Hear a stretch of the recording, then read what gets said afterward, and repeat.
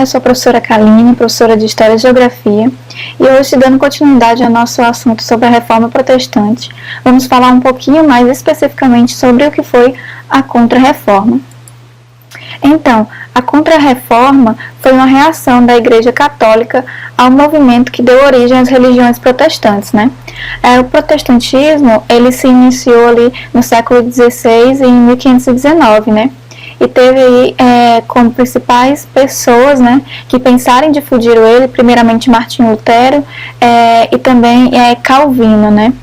Então a Reforma Protestante, ela queria modificar algumas coisas que a Igreja pregava, né, que estavam, vamos dizer assim, prejudicando as pessoas, né, já que a Igreja tinha um poder econômico muito grande, um poder político também muito grande, certo?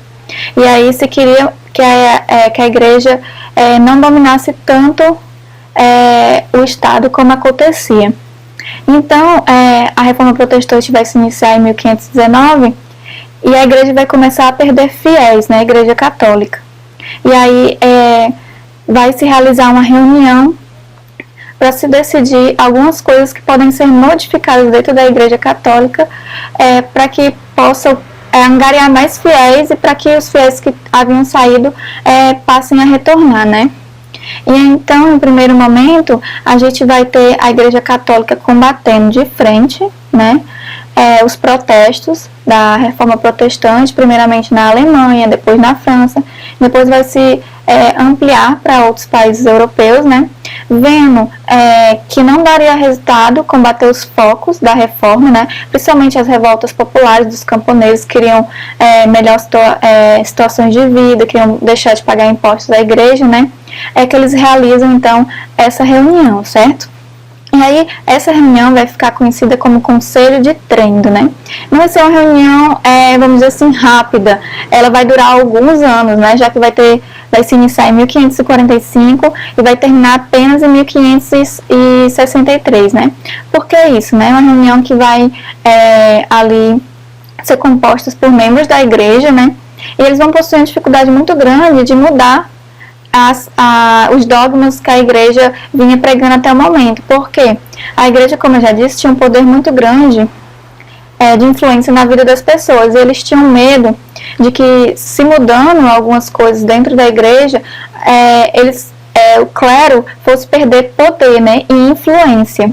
Então, foi uma reunião longa que, na verdade, não trouxe lá grandes mudanças significativas, né, mas fez com que a igreja endurecesse o que ela já pregava, né? Tanto para punir as pessoas chamadas hereges, que eram aqueles que iam contra o que a igreja falava, como também com o intuito de conseguir mais fiéis, né? Então, a igreja vai, no primeiro momento, reafirmar seus dogmas, né? Falar que as verdades que ela professava continuam valendo, né? Que não vai haver mudança nesse sentido. Entre outras coisas também que foram colocadas, né, ou reafirmadas dentro do Conselho de Trento, a gente vai ter a reorganização do Tribunal da Santa Inquisição, né, que é muito famoso. Nós vemos muitas imagens e ouvimos falar muito sobre, principalmente com a questão da queima às bruxas, por exemplo, que as pessoas que eram punidas pelo tribunal geralmente eram queimadas vivas, né?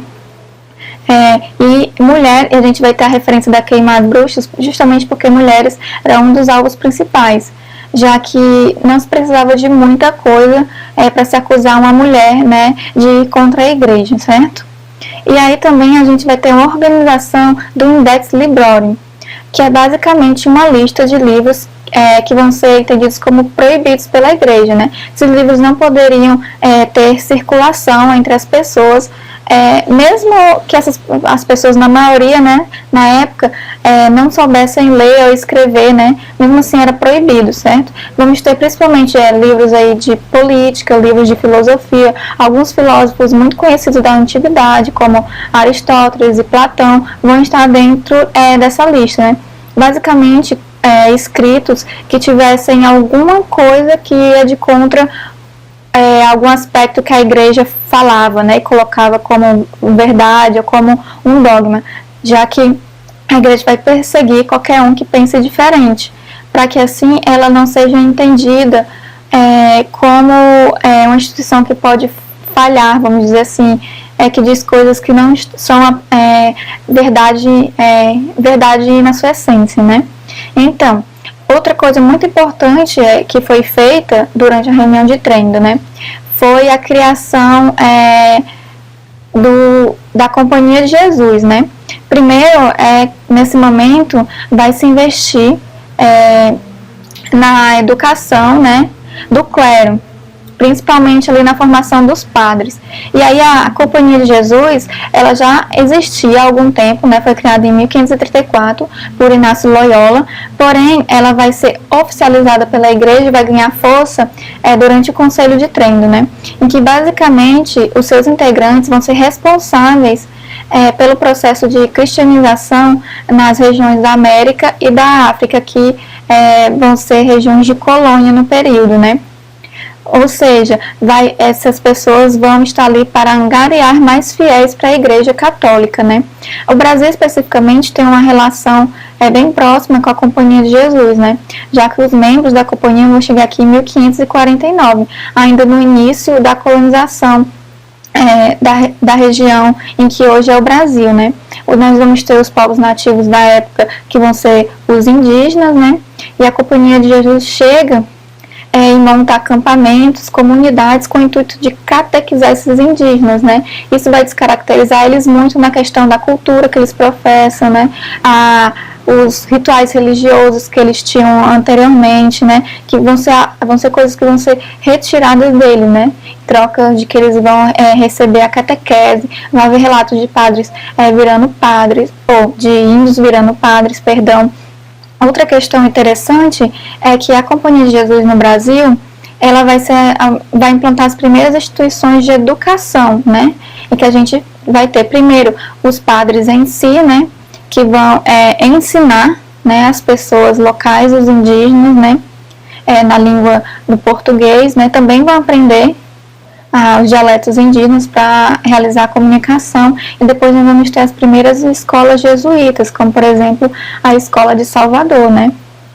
Então, nós vamos ter o sistema de educação que nós temos hoje, origem ainda com os jesuítas, né? Que posteriormente, no século XVIII, vão ser expulsos do Brasil por decreto do Marquês de Pombal, mas aí já é outra história, né? Então, com relação à Contra-Reforma, nós vamos ficando por aqui.